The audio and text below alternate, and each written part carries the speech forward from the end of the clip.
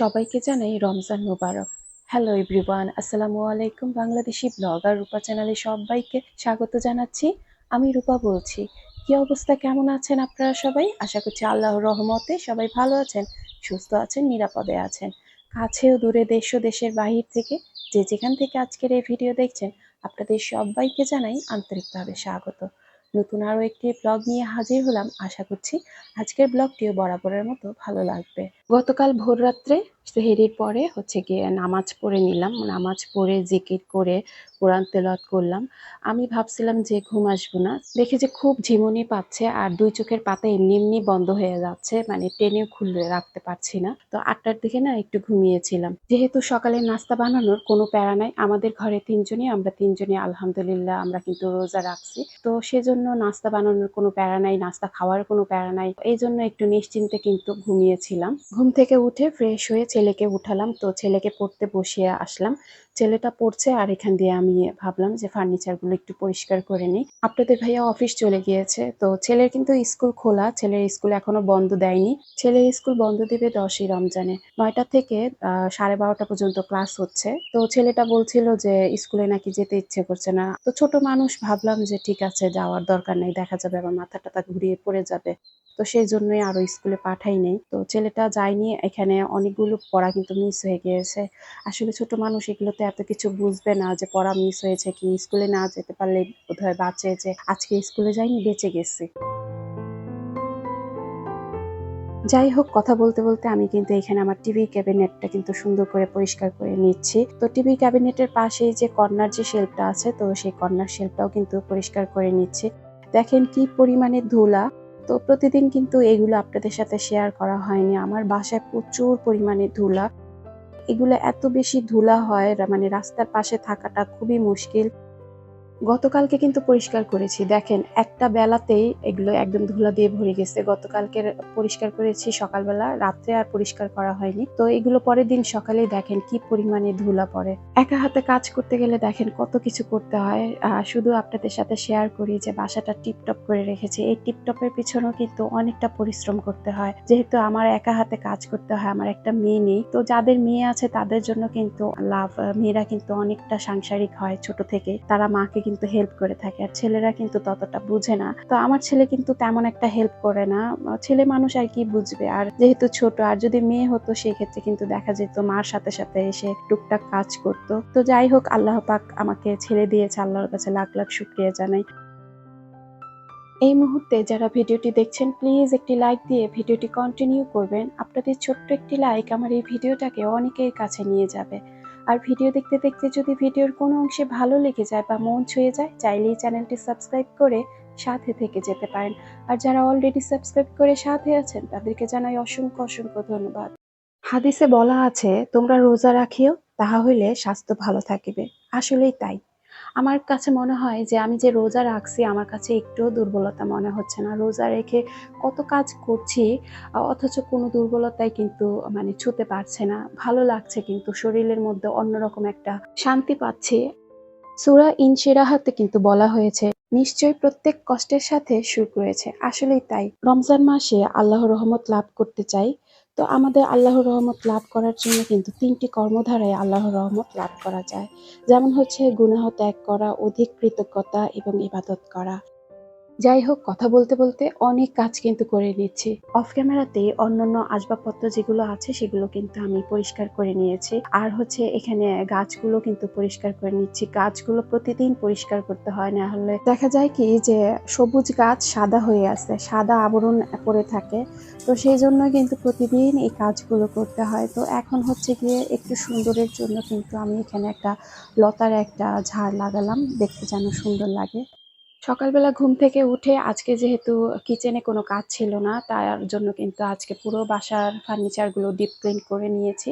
আর আপনাদের সাথে কিছু কিছু অংশ কিন্তু আমি শেয়ার করছি। এই পুরো বাসাটা কিন্তু সুন্দর করে পরিপাটি থাকলে মনটা অনেক বেশি ভালো লাগে। আমার কাছে না বাসাটা পরিষ্কার পরিচ্ছন্ন থাকলে খুব বেশি ভালো লাগে।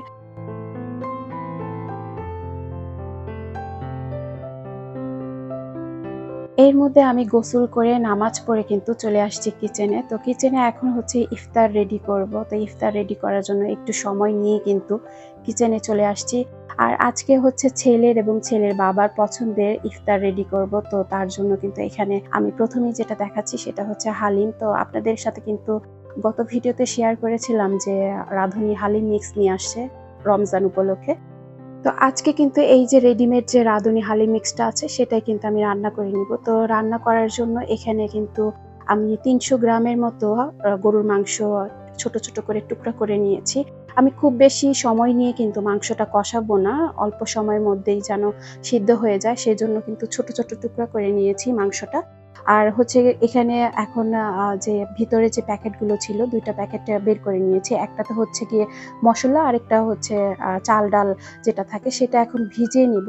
আমি কিন্তু চুলার মধ্যে মাংসটা দিয়ে দিয়েছি আর হচ্ছে এখানে ফুটন্ত যে গরম পানি আছে সেই গরম পানি দিয়ে কিন্তু আমি চাল ডালটা ভিজিয়ে দিচ্ছি। যতক্ষণ পর্যন্ত মাংসটা কষতে থাকবে ততক্ষণে কিন্তু এই রাঁধুনি যে রেডিমিক্স যে হালিমের চাল ডালটা আছে সেটা ভালোভাবে ভিজে যাবে। আমি কিন্তু মাংসটা কষানো দেখালাম না। আসলে প্যাকেটের গায়ে যেহেতু লেখা আছে যে কিভাবে হালিমটা রান্না করতে হবে সেজন্য কিন্তু আমি আপনাদের সাথে শেয়ার করলাম না মাংস কষানিটা। তো এখানে হচ্ছে মাংসটা সিদ্ধ হতে হতে আমি অন্যান্য যে কাজগুলি আছে সেগুলো কিন্তু করে নিব। এখানে মাংসর পানি শুকিয়ে তেল উঠে আসছে। তো এই মুহূর্তেই কিন্তু আমি দিয়ে দিব যে আগে থেকে যে ভিজিয়ে রেখেছিলাম চাল ডালগুলো। এখন এগুলো দিয়ে সুন্দর করে কিন্তু নেড়ে চেড়ে পানি দিয়ে দিব পরিমাণ মতো, কারণ এই হালিমটা হতে কিন্তু প্রায় ঘন্টা খানিক লেগে যাবে। সেজন্য কিন্তু হালিমটা একটু আগে আগেই বসিয়ে দিয়েছি। ইফতার রেডি হতে হতে কিন্তু হালিম কিন্তু হয়ে যাবে।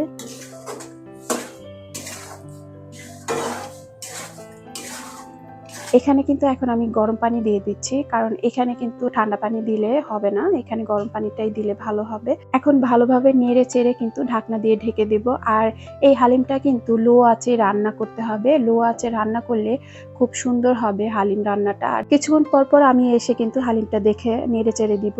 আর বাকি যে কাজগুলো আছে এখন ইফতার রেডি করা সেগুলো এখন করে নিব। তো এখানে আমি পেঁয়াজটা বের করে নিয়েছি। ওই যে রোজার আগেই যে পেঁয়াজ কেটে আমি ফ্রিজে রেখেছিলাম, ডিপ ফ্রিজে। তো এখন সেটাই বের করে নিলাম। আর এখানে পেঁয়াজুর জন্য ডাল নিয়েছি। এখন পেঁয়াজটা একটু নরম হওয়ার জন্য রেখে দিব। ৫ মিনিট থাকলেই নরম হয়ে যাবে পেঁয়াজ। এখন একে একে বাদবাকি কাজগুলো করে নিব। আলুর চপ বেগুনি ভাজার জন্য এখন বেসনটা রেডি করে নিব। তো এখানে আমি ২ কাপ কিন্তু বেসন নিয়েছি। আমি একটু বেশি করে নিলাম, থাকলে ফ্রিজে রেখে দিব। আর কম করে নিলে কিন্তু ভাজতে গেলে যদি শেষ হয়ে যায় সেক্ষেত্রে কিন্তু মানে বিপদে পড়তে হয়। তো একে একে কিন্তু এখানে হলুদ, মরিচ, খাবারের সোডা আর লবণ পরিমাণ মতো কিন্তু দিয়ে এখন ভালোভাবে কিন্তু মিক্সড করে অল্প একটু পানি দিয়ে কিন্তু আমি ব্যাটারটা তৈরি করে নিব। আর ব্যাটারটা তৈরি করতে কিন্তু অল্প একটু একটু করে পানি দিতে হবে। বেশি পানি দিলে দেখা যাবে একদম পানি পানি হয়ে যাবে। আর এইভাবে কিন্তু হাত দিয়ে কিন্তু আমি সুন্দর করে ব্যাটারটা তৈরি করে নিলাম। তো এই ব্যাটারটা কিন্তু আমি এখন আধা ঘন্টার জন্য রেখে দিব। তো এখানে আমি বেগুনটাও কেটে নিয়েছি। আমি না ভুলে না বেগুনটা মাঝখান থেকে কেটে ফেলছি। সুন্দর একটা সাইজের কিন্তু বেগুন নিয়ে আসছে। আমি লম্বা করে বেগুনটা না কেটে আমি মাঝখান দিয়ে কেটে ফেলছি। মাঝে মধ্যে কিন্তু এরকম ভুল হয়ে যায়। এখন কি করার, কিছু তো করার নাই। একে একে আমি সব কাজ কিন্তু করে নিচ্ছি। ইফতারের আগে আগে সবকিছু রেডি করে নিচ্ছি। আর এই যে দেখেন আমি বয়াম ভরে যে কাঁচামরিচ কুচি করে রেখেছিলাম, কাঁচামরিচ কুচিগুলো কিন্তু অনেক ভালো আছে। পেঁয়াজও ভাজার জন্য একে একে সবকিছু দিয়ে দিলাম। দিয়ে কিন্তু এখন সুন্দর করে মেখে নিব। তো এগুলো সবকিছু রেডি করে কিন্তু আসরের নামাজটা পড়তে যাব। নামাজটা পড়ে এসে এখানে হচ্ছে একে একে সবকিছু কিন্তু আলু চপ, বেগুনি, পেঁয়াজু এগুলো ভেজে নিব। রমজানের আগে কাঁচামরিচ কুচি, পেঁয়াজ কুচি এগুলো ফ্রিজে রেখে দেওয়ার কারণে কিন্তু এখন কাজ করতে অনেকটাই কিন্তু মানে সুবিধা হচ্ছে। তো এই যে এখন এগুলো যদি কাটতে যেতাম সেক্ষেত্রে কিন্তু একটু পেরেশানি ভোগ করতে হতো। এগুলো কাটাকাটি করা কিন্তু একটা ঝামেলা। তো এগুলো আগে থেকে করে রাখার ফলে কিন্তু এখন মানে কাজ করতে একদমই বিরক্ত হচ্ছে না। খুব ইজি ভাবে কিন্তু প্রত্যেকটা কাজ করে নিলাম। তো কথা বলতে বলতে সময় কিন্তু অনেক হয়ে গিয়েছে। অফ ক্যামেরাতে কিন্তু আমি বেগুনি, পেঁয়াজু এগুলো ভেজে নিয়েছি। এখন হচ্ছে গিয়ে আলুর চপগুলো ভেজে নিচ্ছি। তো আপনাদের সাথে একটু শেয়ার করি আমার আলুর চপ ভাজাটা দেখাচ্ছি যে আলুর চপগুলো কিন্তু একদম সুন্দর ফুলকো ফুলকো আলুর চপ হয়েছে। পাশের চুলায় কিন্তু আমার হালিমটাও কিন্তু হয়ে আসছে। তো এই যে আমার হালিম রান্নাটা কিন্তু হয়ে গিয়েছে। তো এখন কিন্তু একদম গরম গরম আমি নামিয়ে নিয়েছি। তো ঠান্ডা হলে কিন্তু আরেকটু জমে যাবে হালিমটা। তো এখানে কিন্তু পরিবেশনের জন্য এখন আমি ধনেপাতা কুচি, শসা কুচি, কাঁচামরিচ কুচি দিয়ে দিলাম। লেবু ছিল না, লেবুর এত দাম সেজন্য কিন্তু লেবু কেনা হয়নি। তো আজকে লেবু ছাড়াই আজকে হালিমটা খেতে হবে। সম্পূর্ণ ইফতার আইটেম কিন্তু আপনাদের সাথে শেয়ার করা হলো না। আসলে এত ব্যস্ততার মধ্যে যতটুকু পেরেছি আপনাদের সাথে শেয়ার করেছি। আজকে এখান থেকে বিদায় নিচ্ছি। আল্লাহ হাফেজ।